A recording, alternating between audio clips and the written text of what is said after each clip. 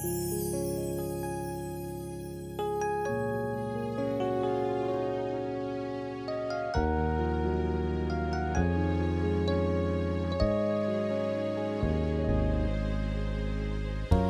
never find a story in a fairy tale, but she wasn't like the other women at the well. Her life was full of pain, hurt, rejection, and loneliness. She didn't want to show, but Jesus saw the desert in her soul. Drink from this water, drink from this water, and you'll never thirst again. Drink from this water, drink from this water, and you'll never thirst again.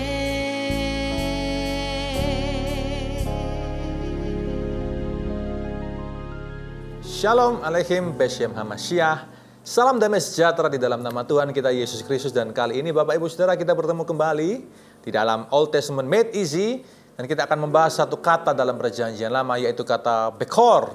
Apa itu Bechor? The firstborn of the father. Anak sulung yang lahir pertama ya dalam sebuah keluarga. Kita berdoa terlebih dahulu. Kiranya Allah Roh Kudus menyingkapkan kebenaran-Mu bagi kami semuanya, supaya kami memahami dan melakukan kebenaran firman-Mu. Dalam nama Yesus kami berdoa. Haleluya. Amin. Mazmur 89 ayat 20 dan 27. Kita mulai terlebih dahulu saudara. Mazmur ke-89 ayat 20 dan 27. Alkitab katakan seperti ini. Aku telah mendapat Daud, hambaku. Aku telah mengurapinya dengan minyakku yang kudus.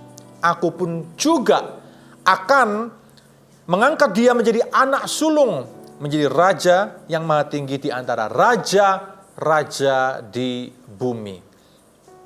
Bapak Ibu Saudara-saudari, dalam budaya Israel kuno, bahkan pada zaman Yesus pun, anak sulung itu memiliki sebuah posisi yang sangat istimewa. Kita lihat tentang contohnya Yakub dan Esau. Bagaimana Esau yang sulung, tapi kemudian Yakub mengambil hak kesulungan. Nah ini saudara, karena ada hak kesulungan ya yang dimiliki oleh setiap anak sulung itu. Salah satu keistimewaan dari hak kesulungan itu adalah bahwa setiap anak sulung itu akan mewarisi 2/3 dari harta aset dari orang tuanya. Ya, sisanya dibagi untuk berapapun jumlah adik-adiknya. Berarti betul anak sulung ini punya sebuah keistimewaan yang luar biasa berdasarkan budaya pada zaman itu. Dan saudara lihat ini. Secara figuratif ada pesan yang sangat indah yang Tuhan mau sampaikan lewat budaya dari kesulungan ini. Saudara, ya. Kesulungan ini sebetulnya bicara apa sih? Ya, di mata Allah, kesulungan itu bicara apa? Kita mau lihat dulu deh, ya Keluaran 4. Mari kita buka sama-sama Keluaran pasal 4, Exodus, saudara, pasal keempat, ayat ke-22. Keluaran pasal 4 ayat 22. Maka engkau harus berkata kepada Firaun, beginilah firman Tuhan. Israel ialah anakku, anakku yang sulung. Apakah hanya Israel anak Allah? Semua kita anak Allah tentu bukan saudara. Tapi dikatakan anakku yang sulung. Apa maksudnya saudara? Preeminent in status, closest in relationship. Hari itu Allah menyatakan dirinya kepada bangsa Israel. Allah tidak menyatakan dirinya kepada bangsa-bangsa yang lain. Kenapa? Karena Israel adalah anak sulung. Preeminent in status. Statusnya itu yang sulung. Ya, dan closest in relationship, punya hubungan yang sangat close, yang sangat dekat. Israel as his firstborn, ya punya special relationship dengan Allah. Ya, honored status among nations, punya status yang terhormat di antara para bangsa yang lain.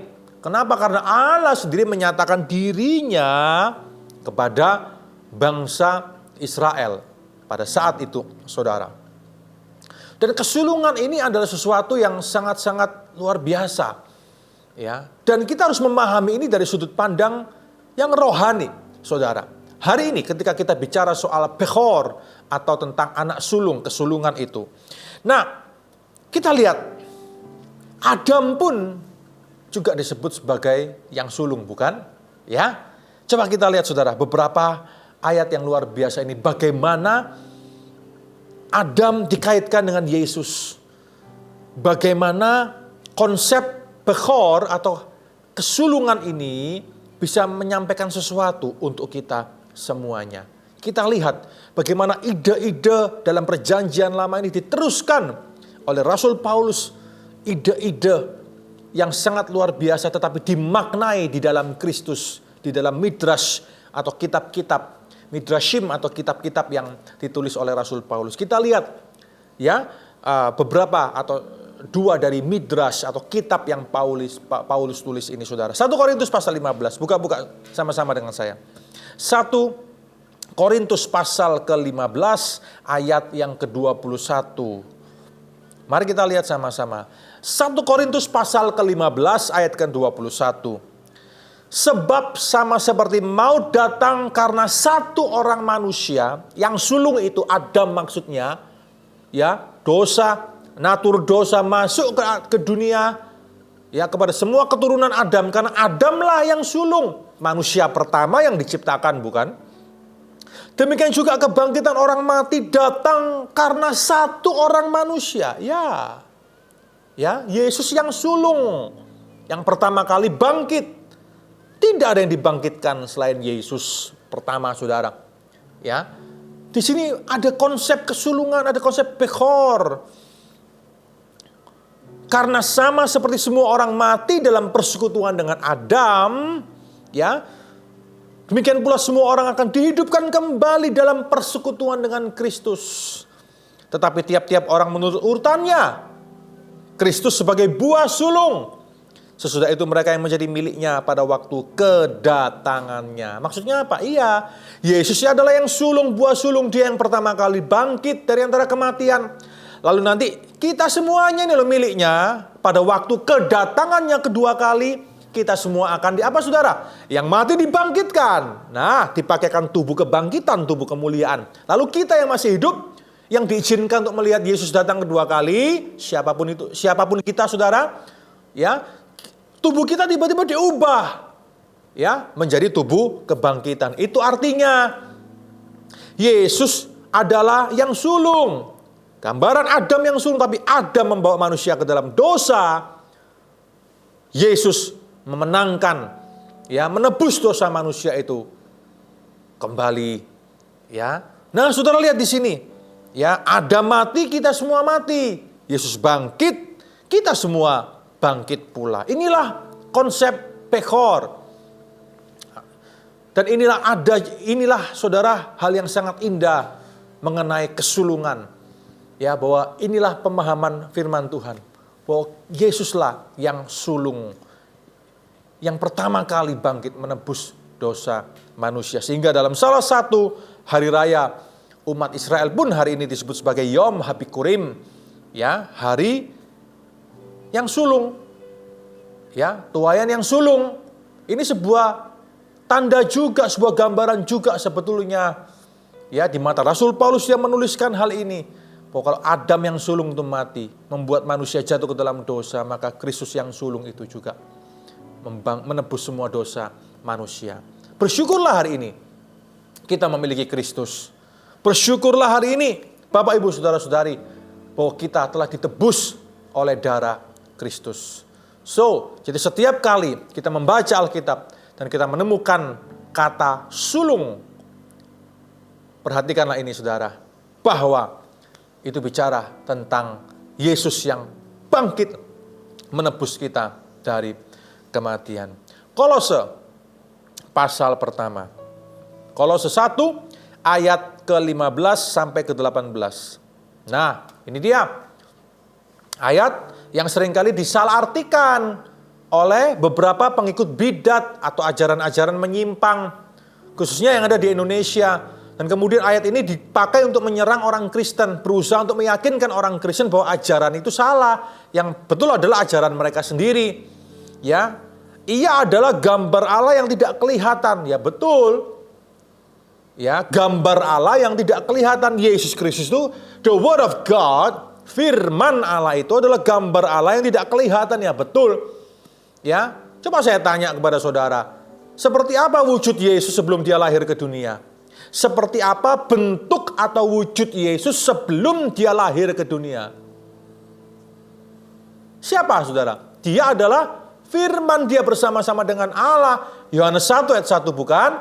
Ya, in the beginning was the word, and the word was with God, and the word was God. Pada mulanya adalah firman, firman itu bersama-sama dengan Allah, firman itu adalah Allah. Fil badil kana kelima. Wa kalimatu karena inullah kata Alkitab bahasa Arabik.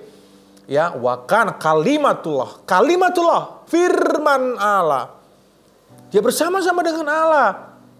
Yang sulung lebih utama dari segala yang diciptakan. Nah, ini terjemahan bahasa Indonesia. Kalau kita lihat dalam teks aslinya dalam bahasa Yunani, Perjanjian Baru tidak seperti itu.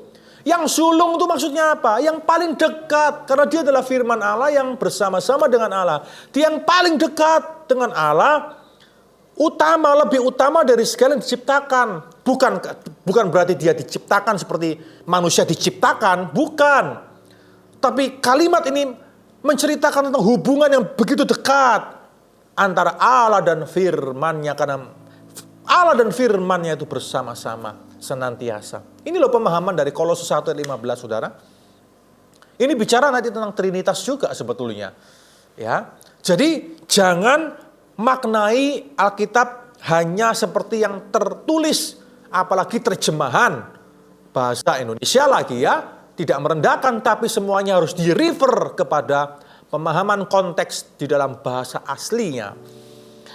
Karena di dalam Dialah telah diciptakan segala sesuatu yang ada di sorga, ada di bumi, yang kelihatan tidak kelihatan, singgah sana, kerajaan, pemerintah, penguasa. Segala sesuatu diciptakan oleh Dia dan untuk Dia. Semua saudara.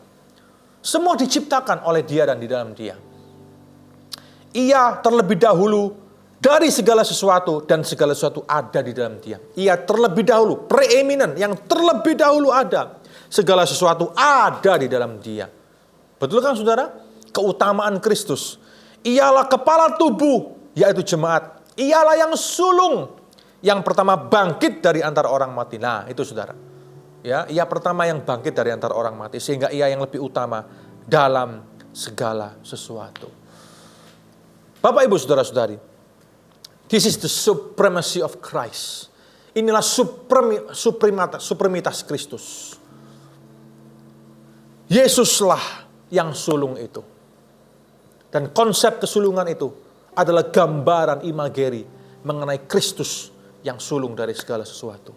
Hari ini, kalau engkau belum menerima Kristus sebagai Tuhan dan Juru Selamat, terimalah Dia sebagai Tuhan dan Juru Selamat saudara. Karena Dia adalah yang sulung yang pertama kali bangkit. Nanti kita semuanya akan dibangkitkan, dipakaikan tubuh kemuliaan bersama-sama dengan Dia di dalam kekekalan, di mana itu surga yang mulia, langit yang baru dan bumi yang baru yang akan Tuhan ciptakan kembali ke dalam seperti ke awal sebelum manusia jatuh ke dalam dosa. Bumi yang kita hidupi hari ini, tata surya semuanya akan dilenyapkan semuanya. Oleh karena itu hari ini, mari kita bersama-sama mengundang Dia sebagai Tuhan dan Juru Selamat dalam hidup kita. Kalau engkau belum menerima Dia sebagai Tuhan dan Juru Selamatmu. Karena Dialah yang utama. Dialah yang paling sulung dari segala sesuatu. Haleluya. Mari kita berdoa. Tuhan kiranya, Tuhan engkau berdoa. Yang belum menerima Kristus Yesus sebagai Tuhan dan Juru Selamat. Biarkan kami hari ini menerima Engkau sebagai Tuhan dan Juru Selamat. Supaya kami ada di dalam gelombang orang-orang yang Engkau selamatkan ya Tuhan. Dan kami akan diubahkan di dalam kekekalan nantinya. Kami akan dipakaikan tubuh kemuliaan, tubuh kebangkitan. Dan kami akan bersama-sama dengan Kristus yang sulung itu selama-lamanya. Terima kasih, kami mengucap syukur. Kalau ada di antara kami hari ini, tiba-tiba saya teringat saudara. Kalau ada di antara kami hari ini ya Tuhan, Kalau hari ini kami mungkin diperlakukan tidak adil dalam pembagian aset warisan atau apa, karena kami mungkin juga bukan anak sulung. Sudahlah, kami mau melepaskan, kami mau mengampuni. Karena kami tahu harta dunia itu sifatnya sementara, tidak kekal. Semua akan habis di dunia ini, semua akan hancur di dunia ini. Kami mau mengampuni, kami mau menyerahkan semuanya kepada Tuhan karena kami tahu Tuhan adalah Tuhan yang adil. Dan Tuhan akan membuktikan pembelaan-Mu dalam kehidupan kami. Terima kasih ya Tuhan. Kami anak sulung, kami bukan anak sulung, tidak peduli dan tidak lagi ada kebanggaan apa-apa. Yang penting Yesus tetap jadi yang sulung dalam hati kehidupan kami. Terima kasih ya Tuhan, terima kasih. Tapi kalau kami adalah anak sulung, biarkan kami jadi contoh bagi adik-adik kami, bagi saudara-saudara kami yang lain. Terima kasih ya Tuhan, kami mengucap syukur kepada mampukan kami. Dalam nama Tuhan Yesus Kristus kami berdoa mengucap syukur. Haleluya.